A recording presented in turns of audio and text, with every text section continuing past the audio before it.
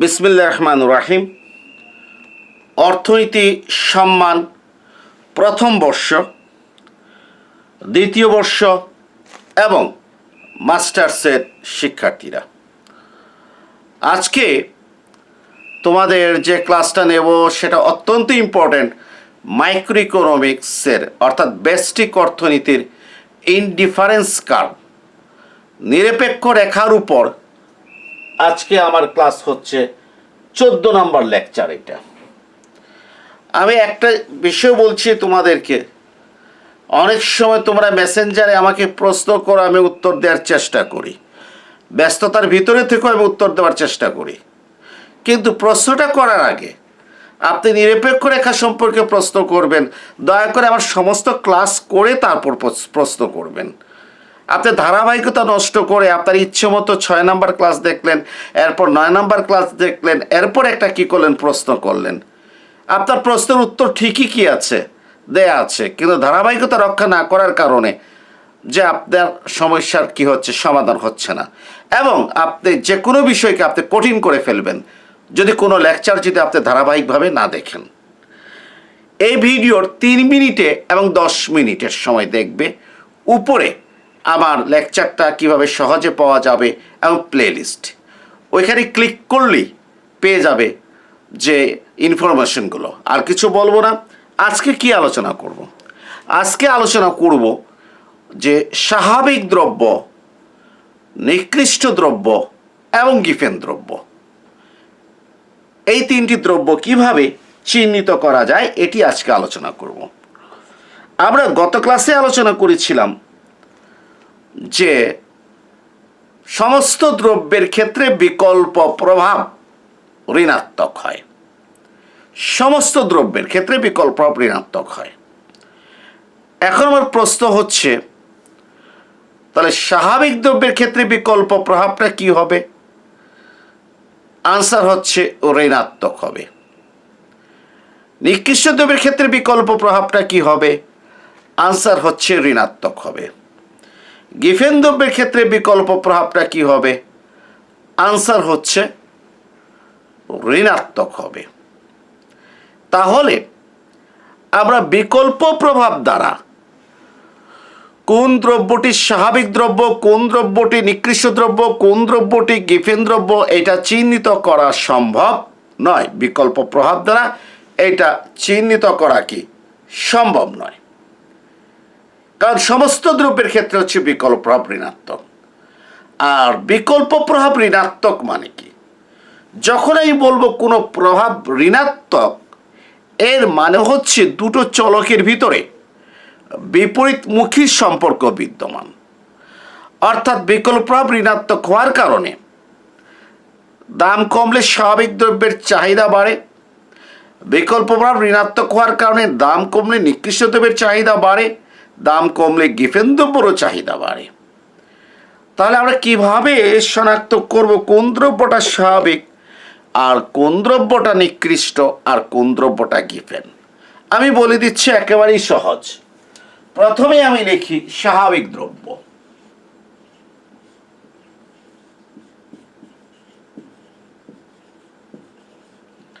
এটাকে আমরা বলি নরমাল গুডস, স্বাভাবিক দ্রব্য। তোমরা মনে রাখবে, স্বাভাবিক দ্রব্যের ক্ষেত্রে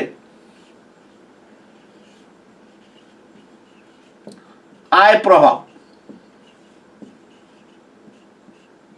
ধনাত্মক, মানে স্বাভাবিক দ্রব্যের ক্ষেত্রে কে ধনাত্মক? আয় প্রভাব ধনাত্মক। ব্যাস। এখন যদি তুমি দেখো কোনো দ্রব্যের আয় প্রভাব ধনাত্মক, তাহলে তুমি বুঝবে ওই দ্রব্যটা হচ্ছে স্বাভাবিক দ্রব্য। আমি বললাম এই কলমের আয় প্রভাব ধনাত্মক, তুমি বুঝে ফেলবে এই কলমটা হচ্ছে স্বাভাবিক দ্রব্য। আমি বললাম এই মোবাইলটির আয় প্রভাব ধনাত্মক, তুমি বুঝবে এই মোবাইলটা হচ্ছে স্বাভাবিক দ্রব্য।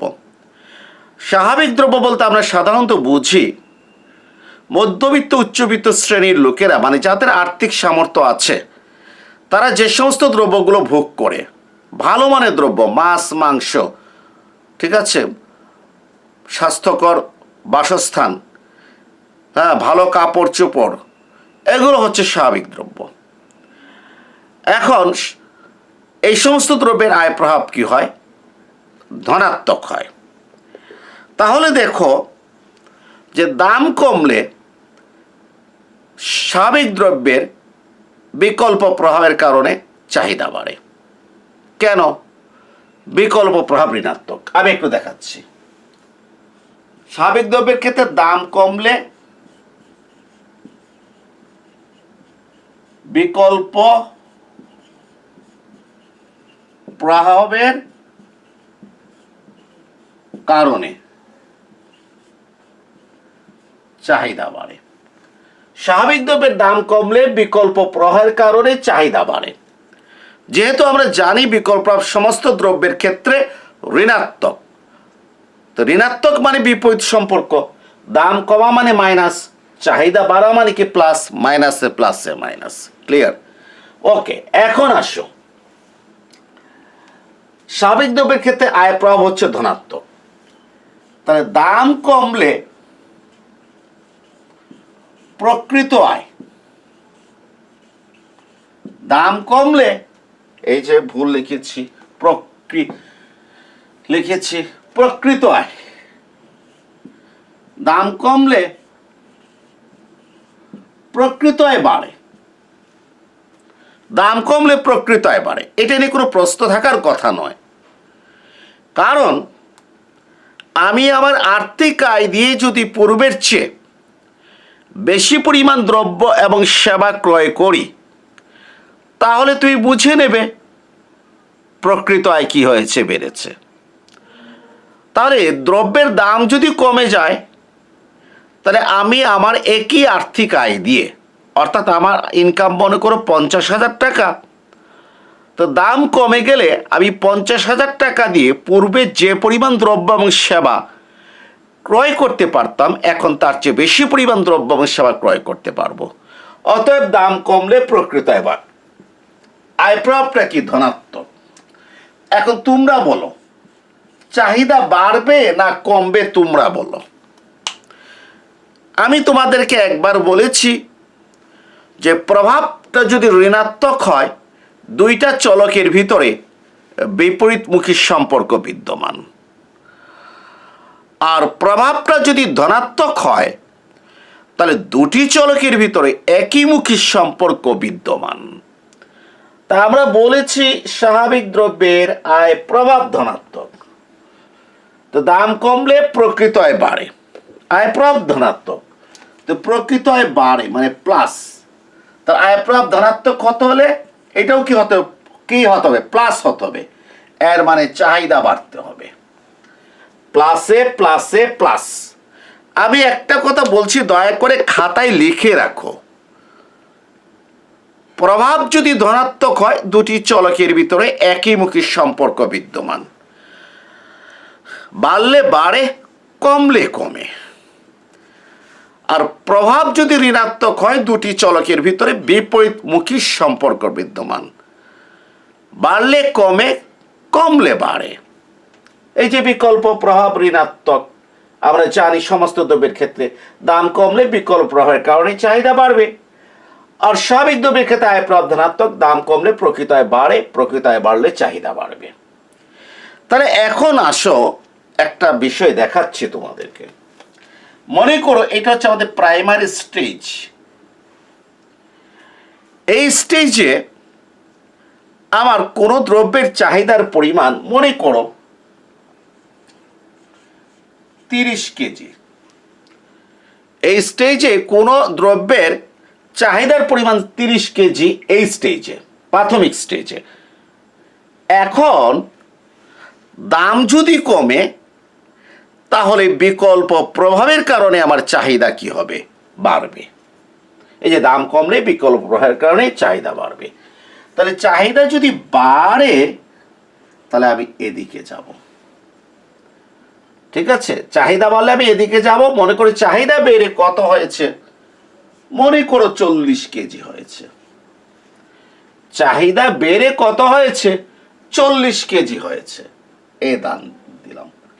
অর্থাৎ দাম কমলে বিকল্প প্রবাহের কারণে চাহিদা বেড়েছে, 30 কেজি হতে বেড়ে 40 কেজি হয়েছে। আমার এখানে বিকল্প প্রভাব সাবস্টিটিউশন এফেক্ট ইকুয়াল টু কত? 10 কেজি। ক্লিয়ার? 10 কেজি বিকল্প প্রভাবটা হচ্ছে 10 কেজি। এখন আসো যে আমি আয় প্রভাব বের করব স্বাভাবিক দ্রব্যের ক্ষেত্রে। এখন তোমরা একটু বলো যে আমি কি দেখেছি? আমি দেখেছি দাম কমলে প্রকৃত আয় বাড়ে, আয় প্রভাব ধনাত্মক হওয়ার কারণে প্রকৃত আয় বাড়লে চাহিদা বাড়ে। অতএব আয় প্রভাবের কারণে আমি আরো এদিকে যাব। মনে করো আমার চাহিদা হয়েছে 60 কেজি। কত হয়েছে? আমার চাহিদা হয়েছে কত? 60 কেজি। তাহলে এই যে আমার চাহিদা 40 কেজি হতে 60 কেজি, কত বেড়েছে? 20 কেজি। সো এখানে ইনকাম এফেক্ট হচ্ছে কত? 20 কেজি। আর দাম প্রভাবটা কত? 30 কেজি হতে 60 কেজি, কত? 30 কেজি। অর্থাৎ প্রাইস এফেক্টটা হচ্ছে কত? 30 কেজি। কারণ 30 কেজি থেকে 60 কেজি চাহিদা কত বেড়েছে? 30 কেজি বেড়েছে। সো দাম প্রভাব 30 কেজি। অর্থাৎ দামের কারণে চাহিদার পরিবর্তন হয়েছে 30 কেজি। এই 30 কেজির ভিতরে 10 কেজি হচ্ছে বিকল্প প্রভাব, 20 কেজি হচ্ছে আয় প্রভাব। সম্পূর্ণ কাল্পনিক একটা উদাহরণ দিয়েছি। কার ক্ষেত্রে? নরমাল গুডস বা স্বাভাবিক দ্রব্যের ক্ষেত্রে। বিষয়টা আবার লক্ষ্য করো যে আমার মনে করে একটা নির্দিষ্ট দামে একটা দ্রব্যের চাহিদা হচ্ছে 30 কেজি। এখন ওই দ্রব্যের দামটা যদি কমে যায়, বিকল্প প্রভাবের কারণে চাহিদা বাড়বে, যেহেতু বিকল্প প্রভাব সবসময় ঋণাত্মক হয়। চাহিদা 30 কেজি হতে বেড়ে 40 কেজি হলো, এর মানে এখানে সাবস্টিটিউশন এফেক্ট বিকল্প প্রভাব হচ্ছে 10 কেজি। এখন আয় প্রভাবটা কি? আমরা জানি দাম কমলে প্রকৃত আয় বাড়ে। প্লিজ এই প্রকৃত আয় বাড়ার কারণে তুমি সাথে সাথে বলে দিবে না যে চাহিদা বেড়ে যায়। কারণ তুমি বলে দিলা স্যার আমরা তো জানি আয় বাড়লে চাহিদা বাড়ে। জি না, আয় বাড়লে সবসময় চাহিদা বাড়ে না। আয় বাড়লে কখনো কখনো চাহিদা কি হয়ে যায়? কমে যায়। আয় বাড়লে কখনো কখনো কি হয়? চাহিদাটা কমে যায় আয় বাড়লে। আশা করি বুঝতে পেরেছ। যেমন আমি বলি, আয় বাড়লে কখন চাহিদা কমে যায়? ধরুন আমি দরিদ্র শ্রেণীর লোক, হ্যাঁ, আমি যে সবসময় সবজি কি করে খাই, মাছ মাংস খাবার আমার কোনো সুযোগ নাই। তা আমার আয় বেড়ে গেল। আয় বেড়ে যাওয়ার কারণে আমি এখন সপ্তাহে যদি একদিন যদি মাছ মাংস খাই, এর মানে মাসে যদি 4 বার খাই, তাহলে মাসে 4 দিন আমার সবজির চাহিদাটা কি হয়ে যাবে? কমে যাবে। তাহলে আয় বাড়ার কারণে আমার সবজির চাহিদাটা কমে গেল, মাছ মাংসের চাহিদা মানে স্বাভাবিক দ্রব্যের চাহিদাটা কি হয়ে গেল? আবার বেড়ে গেল।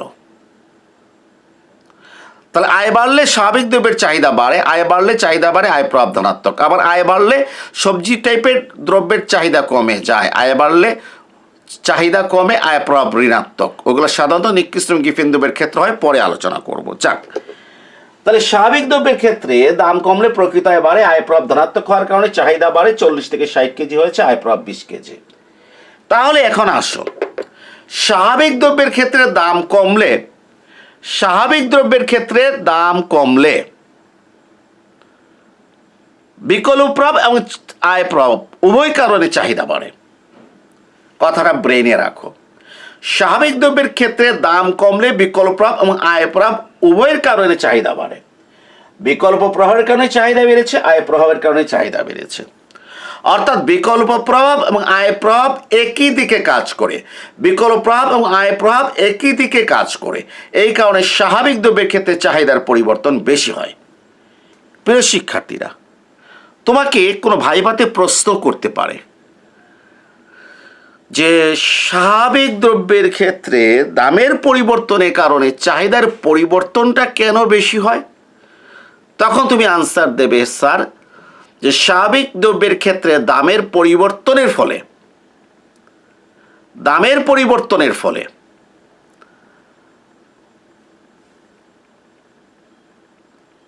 বিকল্প প্রভাব এবং আয় প্রভাবের কারণে চাহিদার একইমুখী পরিবর্তন হয়। আমি বললাম একটু ব্যাখ্যা করে বোঝাও তো, তখন তুমি কি বলবে? তুমি বলবে স্যার স্বাভাবিক দ্রব্যের ক্ষেত্রে দাম কমলে বিকল্প প্রভাবের কারণে চাহিদা বাড়ে, যেহেতু বিকল্প প্রভাব সবসময় কি হয়, ঋণাত্মক হয়। আর আরেকটা ব্যাপার হচ্ছে যে স্বাভাবিক দ্রব্যের ক্ষেত্রে আয় প্রভাব ধনাত্মক, সো দাম কমলে প্রকৃত আয় বাড়ে, আয় প্রভাব ধনাত্মক হওয়ার কারণে চাহিদা বাড়ে, সো দাম কমলে বিকল্প প্রভাব আয় প্রভাব উভয়ের কারণে চাহিদা বাড়ে। সুতরাং নিরপেক্ষ রেখাতে যখন আমরা চিত্র আঁকবো, আমরা একই বিকল্প প্রভাবের কারণে চাহিদা বাড়বে, আয় প্রভাবের কারণে চাহিদা বাড়বে, দয়া করে মনে রাখবে। জি, এটা আমরা কি করলাম, শেষ করলাম স্বাভাবিক দ্রব্যের ক্ষেত্রে। এখন আসো আমরা আলোচনা করব নিকৃষ্ট দ্রব্য। তাহলে স্বাভাবিক দ্রব্য চেনার উপায় বুঝে ফেলেছি, একটাই, আয় প্রভাব কি হতে হবে, ধনাত্মক হতে হবে। আর নিকৃষ্ট দ্রব্য,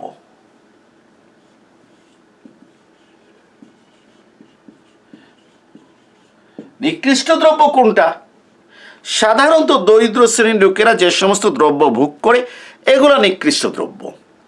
আলু, পটল, বিভিন্ন ধরনের সবজি, এগুলো তোমরা বলতে পারো আলু পটল তো ধনী লোকরাও ব্যবহার করে।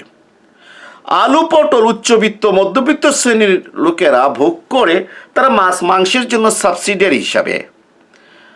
আর আলু ভর্তা, সবজি ভর্তা, সিদ্ধ বাদ দিয়ে কোনো রকমে খাওয়া, এটা হচ্ছে দরিদ্র লোকদের। যাক, তো এখন হয়েছে কি, নিকৃষ্ট দ্রব্যের ক্ষেত্রে কিন্তু আয় প্রভাবটা ঋণাত্মক। নিকৃষ্ট দ্রব্যের ক্ষেত্রে আয় প্রভাবটা ঋণাত্মক, এই কথাটা বল। মাইনাস মানে কি? ঋণাত্মক। ঋণাত্মক মানে কি? যে দুটো চলকের ভিতরে বিপরীত সম্পর্ক বিদ্যমান। এর মানে আয় বাড়লে চাহিদা, বলো, ভিডিওটা অফ করে দাও, চিন্তা করো, আয় বাড়লে চাহিদা কি হবে? আয় প্রভাব ঋণাত্মক বলেছি, তাহলে আয় বাড়লে চাহিদা কি হবে? আয় বাড়লে চাহিদা কমবে, আয় কমলে চাহিদা বাড়বে। এখন যদি কেউ তর্ক করো যে স্যার আয় বাড়লে চাহিদা বাড়ে, আপনি কেন বললেন আয় বাড়লে চাহিদা কমে? আমি বলবো যে আমাদের ইকোনমিক্সে কিছু ল আছে, সূত্র আছে, অনুমিতি শর্ত আছে। আমরা ওই নিয়মের ভিত্তিতে আমরা কথা বলি, স্বাধীনভাবে কথা বলার কোনো সুযোগ আমাদের কি নাই। অর্থনীতিবিদরা গবেষণা করে প্রমাণ করে দেখিয়েছেন নিকৃষ্ট দ্রব্যের ক্ষেত্রে আয় প্রভাব ঋণাত্মক। আর আয় প্রভাব ঋণাত্মক হওয়ার অর্থ হচ্ছে দুটি চলকের ভিতরে বিপরীত সম্পর্ক বিদ্যমান। আয় বাড়লে চাহিদা কমে, আয় কমলে চাহিদা বাড়ে। আমার যদি আয় যদি বাড়ে, তাহলে হয়তো দেখা গেল যে আমি বস্তি এলাকার থেকে আমার বাসা চেঞ্জ করে আমি একটু ভালো এলাকায় কি করব, একটা বাসা ভাড়া নেব। তাহলে আয় বাড়লে বস্তি এলাকায় বাসার চাহিদাটা কি হয়ে যাবে, কমে যাবে, একটু ভালো এলাকায় বাসার চাহিদাটা কি হয়ে বাড়বে। এবং আয় বাড়লে যে সমস্ত দ্রব্যের চাহিদা কমে, এগুলো হচ্ছে নিকৃষ্ট দ্রব্য। এটা আবার কি গিফেন দ্রব্য হতে পারে, পরে আলোচনা করব। তাহলে নিকৃষ্ট দ্রব্যের ক্ষেত্রে আয় প্রভাবটা ঋণাত্মক। এখন আসো যে দাম কমলে যেহেতু বিকল্প প্রভাব সমস্ত দ্রব্যের ক্ষেত্রে ঋণাত্মক, সেহেতু নিকৃষ্ট দ্রব্যের ক্ষেত্রে বিকল্প প্রভাবের কারণে চাহিদা বাড়বে। মনে করে আমরা এখানে আছি, এখানে মনে করো কোনো দ্রব্যের চাহিদা হচ্ছে 20 কেজি। এখান থেকে এখানে আমি গেলাম, চাহিদা বেরো হলো 45 কেজি। এটাকে বলে বিকল্প প্রভাব। 20 থেকে 45 কত? বিকল্প প্রভাব হচ্ছে 25 কেজি। দাম কমলে বিকল্প প্রভাবের কারণে চাহিদা বাড়ে, এটা কোনো সন্দেহ নাই। এখন আসো, নিকৃষ্ট দ্রব্য বলেছি আয় প্রভাব ঋণাত্মক।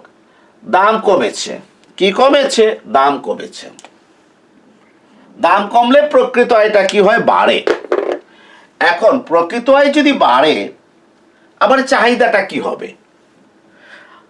আমি কি বলবো আমার চাহিদাটা বাড়ে? জি না, আমার বলার কোনো সুযোগ নাই। আমি বলার আগে চিন্তা করতে হবে আমার আয় প্রভাবটা কি। আমার আয় প্রভাবটা ঋণাত্মক। তাহলে প্রকৃত আয় বাড়লে আমার চাহিদাটা কি হয়েছে? হ্রাস পেয়েছে, চাহিদাটা কমেছে। এই দেখো, আয় বাড়া প্লাস চাহিদা কমা মাইনাস, প্লাসে মাইনাসে মাইনাস, আয় প্রভাব ঋণাত্মক। এই জন্য আমি বারবার আমি কথা রিপিট করছি, কারণ আমার অভিজ্ঞতা দিয়ে দেখেছি এত বলার পরও কি হয়, ভুল হয়। সারাক্ষণ বোঝানোর পর যখন বলি দাম কমলে আয় প্রভাবের কারণে নিকৃষ্ট দ্রব্যের কি হবে, স্যার দাম কমলে আয় প্রভাবের কারণে নিকৃষ্ট দ্রব্যের চাহিদা বাড়ে। সারাক্ষণ বোঝানোর পর যদি এই অবস্থা হয়, খুব কষ্ট লাগে। তুমি চিন্তা করবে, দাম কমলে প্রকৃত আয় বাড়ে, নিকৃষ্ট দ্রব্যের আয় প্রভাব ঋণাত্মক, প্রকৃত আয় বাড়লে চাহিদা কমবে। আচ্ছা, এখন আরেকটা কথা আছে যেটা বলি নাই, সেটা হচ্ছে নিকৃষ্ট দ্রব্যের ক্ষেত্রে আয় প্রভাবটা বিকল্প প্রভাবের চেয়ে ছোট হয়। নিকৃষ্ট দ্রব্যের ক্ষেত্রে আয় প্রভাবটা কার চেয়ে ছোট হয়? বিকল্প প্রভাবের চেয়ে ছোট হয়। অর্থাৎ income effect is smaller then substitution effect. এখন তোমরা লক্ষ্য করো যে নিকৃষ্ট দ্রব্যের ক্ষেত্রে দাম কমলে প্রকৃত আয় বাড়ে, প্রকৃত আয় বাড়লে চাহিদা কমবে। অতএব আমরা কি করব? এখান থেকে এদিকে ব্যাক করব। কেন ব্যাক করব? কারণ নিকৃষ্ট দ্রব্যের ক্ষেত্রে আমরা কি বলেছি? আমরা বলেছি আয় প্রভাব ঋণাত্মক, আয় বাড়লে চাহিদা কমে। আমরা এদিকে ব্যাক করব। ব্যাক করলাম, ব্যাক করে এখন কোথায় যাব? যদি আমি এখান থেকে যদি এখানে আসি, তাহলে বিকল্প প্রভাব আর আয় প্রভাব কি হয়ে যাবে? সমান হয়ে যাবে। কিন্তু আমরা জানি নিকৃষ্ট দ্রব্যের ক্ষেত্রে আয় প্রভাবটা বিকল্প প্রভাবের চেয়ে ছোট হয়, আয় প্রভাবটা বিকল্প প্রভাবের চেয়ে ছোট হয়। অতএব আমি এইটার ডানে থাকবো, এইটার ডানে থাকবো। মনে করি আমি এখানে থাকলাম,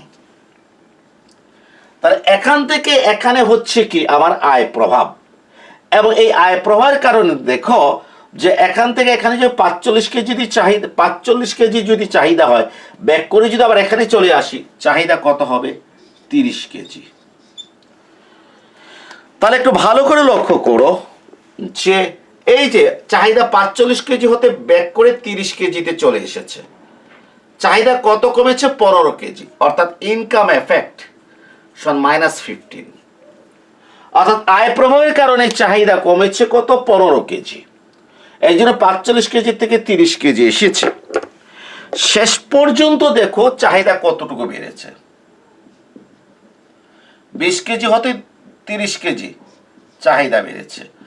অর্থাৎ প্রাইস এফেক্ট হচ্ছে কত? 10 কেজি। প্রাইস এফেক্টটা কত? 10 কেজি। বিকল্প প্রভাবের কারণে 20 কেজি থেকে 45 কেজি গিয়েছিলাম, অর্থাৎ বিকল্প প্রভাব ছিল 25 কেজি, চাহিদা বেড়েছিল 25 কেজি। আয় প্রভাব কি করেছে? 15 কেজি চাহিদা কমিয়ে 30 কেজিতে নিয়ে আসছে। শেষ পর্যন্ত চাহিদা বৃদ্ধি পেয়েছে 20 থেকে 30 কত? 10 কেজি। এর জন্য প্রাইস এফেক্ট হচ্ছে কত? 10 কেজি। তাহলে লক্ষ্য করো নিকৃষ্ট দ্রব্যের ক্ষেত্রে দাম প্রভাবটা একটু কম হয়েছে, অনেক কম হয়েছে। কেন কম হয়েছে? সেটা কারণ হচ্ছে বিকল্প প্রভাব এবং আয় প্রভাব বিপরীত দিকে কাজ করে। অর্থাৎ বিকল্প প্রভাবের কারণে চাহিদা বাড়ে, আয় প্রভাবের কারণে চাহিদা কমে। তবে শেষ পর্যন্ত নিকৃষ্ট দ্রব্যের ক্ষেত্রে চাহিদা বাড়ে।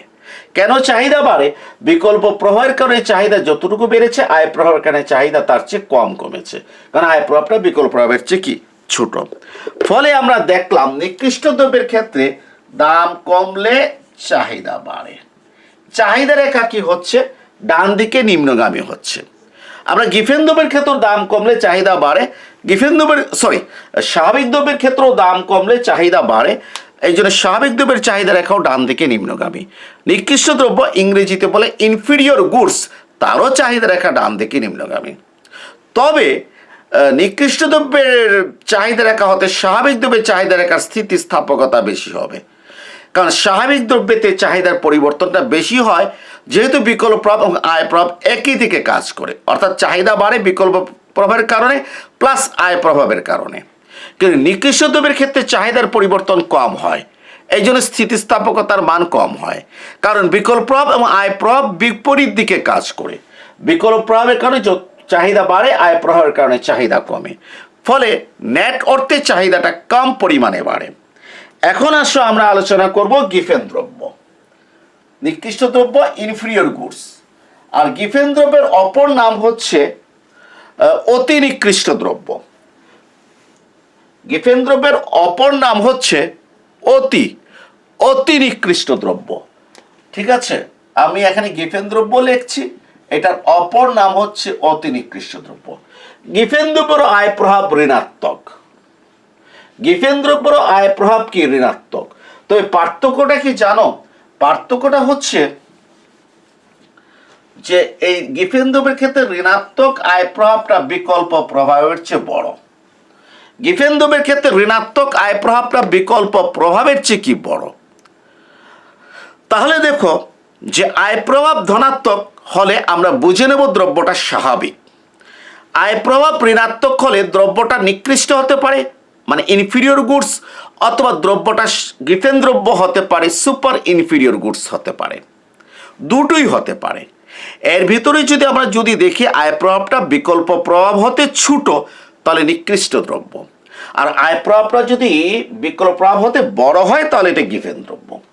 তাহলে দেখো তো, আমরা তো দেখেছি বিকল্প প্রভাবের কারণে চাহিদা বেড়েছে, আয় প্রভাব যেহেতু ঋণাত্মক, দাম কমলে প্রকৃত আয় বাড়বে, প্রকৃত আয় বাড়লে চাহিদা কমবে। তাহলে আয় প্রভাবের কারণে চাহিদাটা কি হবে? কমবে। এখন কমে কোথায় যাবে?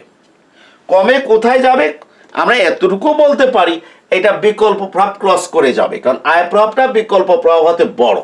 বিকল্প প্রভাব এখান থেকে এতটুকু, অর্থাৎ আয় প্রভাবটা কি হবে?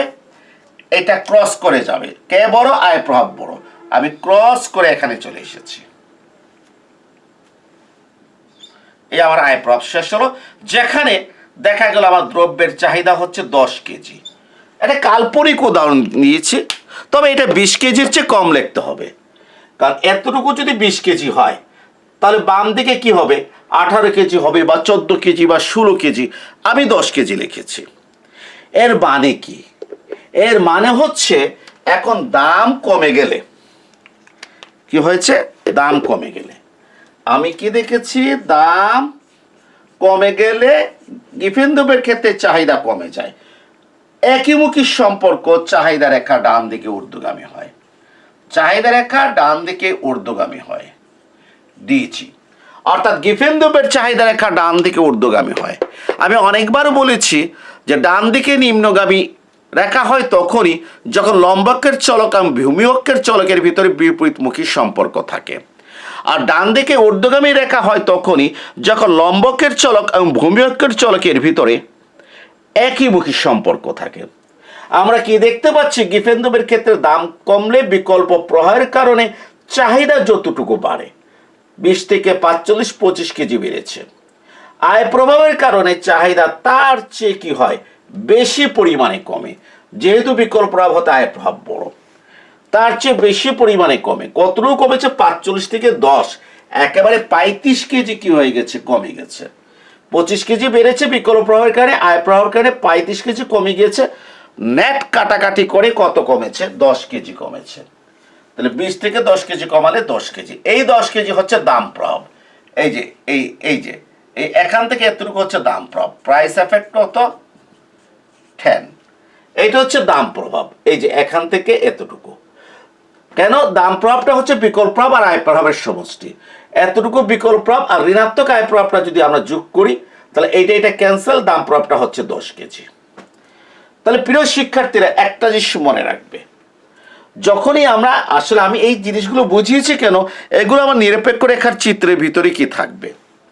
যখনই আমরা কি করব? চিত্র যখন আঁকবো, আমরা যখন কি করব? চিত্র আঁকবো, তখন স্বাভাবিক দ্রব্যের ক্ষেত্রে একটা জিনিস মনে রাখবে, আমরা যখন চিত্র আঁকবো তখন স্বাভাবিক দ্রব্যের ক্ষেত্রে বিকল্প প্রভাবের কারণে চাহিদা বাড়বে, আয় প্রভাবের কারণে চাহিদা বাড়বে দাম কমার ক্ষেত্রে। নিকৃষ্ট দ্রব্যের ক্ষেত্রে বিকল্প প্রভাবের কারণে চাহিদা বাড়বে, আয় প্রভাবের কারণে চাহিদা কমবে। আর এই গিয়ে এদিকে ব্যাক করবো, কথাগুলো যাতে মনে থাকে। এগুলো হচ্ছে চিত্রের ভিতরের কাজ।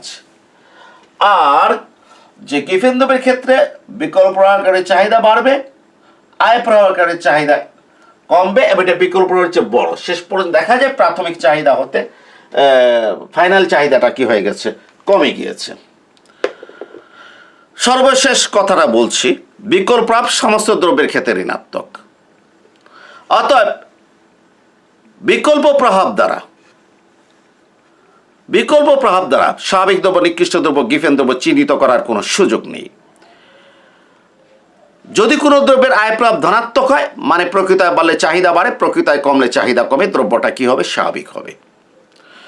যদি কোনো দ্রব্যের আয় প্রভাব ঋণাত্মক হয় মানে প্রকৃতায় বাড়লে চাহিদা কমে, প্রকৃতায় কমলে চাহিদা বাড়ে, অর্থাৎ বিপরীতমুখী সম্পর্ক হয়, তাহলে দ্রব্যটা নিকৃষ্ট হবে অথবা গিফেন হবে। এখন নিকৃষ্ট বা গিফেন এটা কনফার্ম হব কিভাবে? এটা কনফার্ম হব আমরা আয় প্রভাব এবং বিকল্প প্রভাব তুলনা করে। যদি ঋণাত্মক আয় প্রভাব বিকল্প প্রভাব হতে ছোট হয়, দ্রব্যটা অবশ্যই কি হবে? দ্রব্যটা অবশ্যই নিকৃষ্ট হবে। আর যদি ঋণাত্মক আয় প্রভাব বিকল্প প্রভাব হতে বড় হয়, দ্রব্যটা অবশ্যই কি হবে? গিফেন হবে। প্রিয় শিক্ষার্থী, এই প্যাটার্নগুলো যে চিত্র দিয়েছি দয়া করে মনে রাখবে। আগামী ক্লাস একেবারে সহজ হয়ে যাবে। সেটা হচ্ছে যে নিরপেক্ষ রেখার মাধ্যমে স্বাভাবিক, নিকৃষ্ট এবং গিফেন দ্রব্য চিহ্নিত করো, তাদের দাম প্রভাব, আয় প্রভাব, বিকল্প প্রভাব দেখাও, তারপরে চাহিদা রেখা কি করো? অঙ্কন করো। চাহিদা রেখার স্থিতিস্থাপকতা মানে সব কিছু এক লেকচারের ভিতরে কি হয়ে যাবে? শেষ হয়ে যাবে, কারণ এইটার সাথে রিলেটেড সব কিছু আমরা কি করেছি? আলোচনা করে ফেলেছি। অতএব 15 নম্বর ক্লাসে অসংখ্য প্রশ্নের আনসার আসবে লেকচার 15 নম্বরে। এই লেকচারের 3 মিনিটে আর 10 মিনিটে দুইটা কার্ড যুক্ত আছে, ওখানে ক্লিক করলে আমার ক্লাসগুলো কিভাবে পাওয়া যাবে, প্লেলিস্টে কিভাবে পাওয়া যাবে, লিঙ্ক পাবে। সবাই ভালো থাকো। সবাইকে ধন্যবাদ জানিয়ে আজকের ক্লাসটা এখানেই শেষ করছি। ক্লাসের শুরুতে কিন্তু বিদ্যুৎ ছিল না, এই জন্য আলো একটু কম থাকতে পারে। সবাই ভালো থেকো।